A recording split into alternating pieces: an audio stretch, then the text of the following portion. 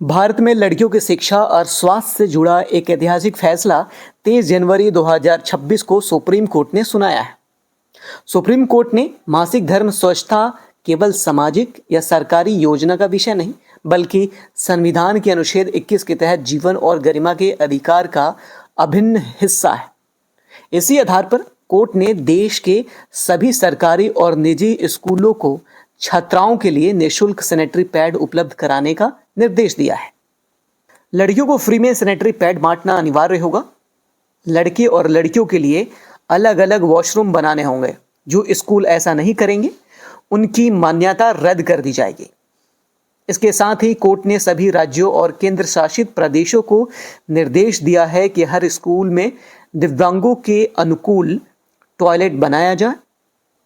केंद्र सरकार की मासिक धर्म स्वच्छता नीति को पूरे देश में लागू करने की मांग सुप्रीम कोर्ट में पिछले 4 सालों से सुनवाई चल रही थी। कोर्ट ने आज सिर्फ फैसला सुनाया है। सोशल वर्कर जया ठाकुर ने 2022 में एक जनहित याचिका लगाई थी। उनकी मांग थी कि मेंस्ट्रुअल हाइजीन पॉलिसी को पूरे देश में लागू किया जाए। आपको बता दूं कि कोर्ट के 2 सवाल भी सामने आए हैं। अगर स्कूलों में लड़कियों के लिए अलग टॉयलेट नहीं है तो ये संविधान के अनुच्छेद 14 यानी कि बराबरी का अधिकार का उल्लंघन है। अगर लड़कियों को सैनिटरी पैड नहीं मिलते तो वे लड़कों की तरह बराबरी से पढ़ाई और गतिविधियों में हिस्सा नहीं ले पाती।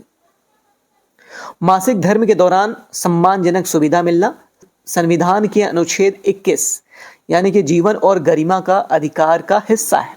अगर लड़कियों को उचित सुविधा नहीं मिलती तो उनकी गरिमा और निजता प्रभावित होती है। आपको बता दूं कि कोर्ट ने कहा है कि ये आदेश सिर्फ कानूनी व्यवस्था से जुड़े लोगों के लिए नहीं, ये उन क्लासरूम के लिए भी है जहां लड़कियां मदद मांगने में झिझकती है। ये उन टीचर्स के लिए है जो मदद करना चाहते हैं लेकिन संसाधनों की कमी के कारण बंधे हुए हैं।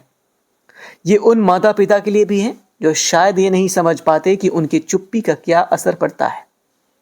ये समाज के लिए भी है ताकि प्रगति का पैमाना इस बात से तय हो कि अपने सबसे कमजोर वर्ग की कितनी सुरक्षा करते हैं।